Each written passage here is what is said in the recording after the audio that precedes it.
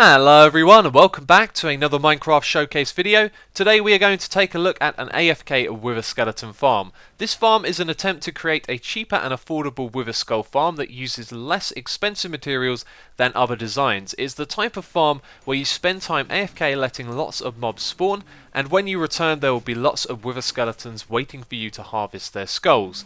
The design uses two crossroad sections from a nether fortress, meaning there are three very large spawning platforms for the Wither Skeletons and other mobs to spawn. As you can see, the farm uses sweeping slime blocks to push the mobs off the platform. Although this isn't the fastest method, it is affordable provided you have a slime farm. When the mobs are pushed off the platform, they fall into a containment area where the skeletons and pigments can take full damage, but this is not an issue because all mobs except the Wither Skeletons will be killed here automatically.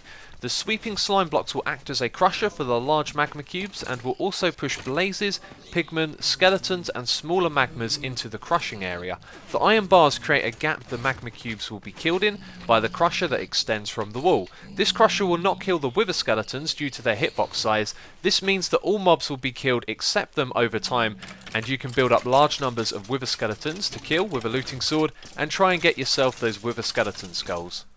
So that's how the farm works, but it's not without its flaws. In a moment we are going to discuss a couple of minor issues with this farm and talk about the practicalities of building it. But first I would like to say thank you to two people. Ben J. Habit, who invented the mob sweeper concept using slime blocks. You can find a link to his video in the description box. And also to Eease, who you should all know by now. Me and him spent a lot of time working on this farm together and it wouldn't have been possible without his help. So back to the farm. We are now going to go over the farm in detail and point out some of its flaws. First of all, the biggest flaw is with these iron bars. It's unfortunate, but blazes, skeletons and pigmen can get stuck in them in a way that means they don't take damage. This is bad because they are taking up the mob cap and preventing the amount of Wither Skeletons that can be farmed. But it isn't all that bad. The chances of this happening are not that high, and magma cubes and other mobs will also push them out of this stuck position. It doesn't affect the amount of Wither Skeletons captured for killing too much at all, and my testing would indicate that it's not hurting the output of the farm greatly. I have also tried many combinations of blocks including fence posts and cobble walls, and all of them came with similar flaws. You may notice that some magma creams or other drops get caught in this crusher area as well. Since the objective of the farm is to get Wither Skulls, I'm not considering it a big loss.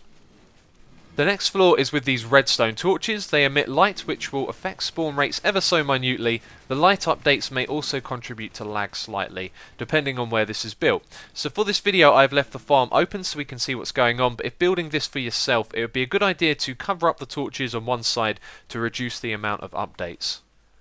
Next up you can see there are some large redstone clocks. These are essential for controlling the slime sweeper and the crushing system. The one in the middle sends blinking pulses up through the torches that alternate and control the lines of redstone. These then manipulate the row of slime blocks to travel back and forth. The crusher clock simply controls the extension of the slime blocks and the crusher, which are timed in a way to efficiently kill magma cubes. The clocks are somewhat bulky, but appear to be the smallest we can make them with our redstone ability. It may be possible to compact them, and if you want to try that yourself, keep watching the video. The slime pusher mechanic is a fantastic way to harvest a large spawning area with little resources. However, as I'm going to demonstrate, there is a small chance if a mob is walking against the slime blocks, they will actually pass through. This doesn't happen too often, but it is a small inefficiency. They can also take damage as well, so you might see the occasional mob die on the platform. Mobs can also spawn on the slime blocks. I've seen a lot of pigmen spawn on them in the crusher area, which reminds me I should also point out that this is also a coal, bone, gold and magma cream farm as well. The materials used to build this farm do not have to be the same either. All of the glass is optional and the use of furnaces and obsidian is too. You could use melons or pumpkin blocks instead. These materials were used because they do not connect to the slime blocks. This farm also does not have a roof. This was for demonstrational purposes so we could see what was happening in the farm, but ghasts can spawn up here, so if you're thinking of recreating this, build it with a roof.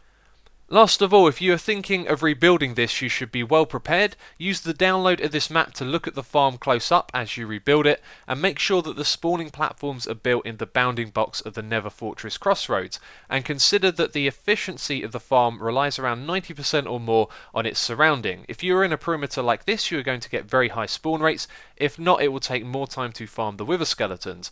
But that is another point of this farm. Because it is an AFK design, you can build it without a perimeter, and the more time you spend AFK, the more wither skeletons will build up slowly, even if the spawn rates are very low.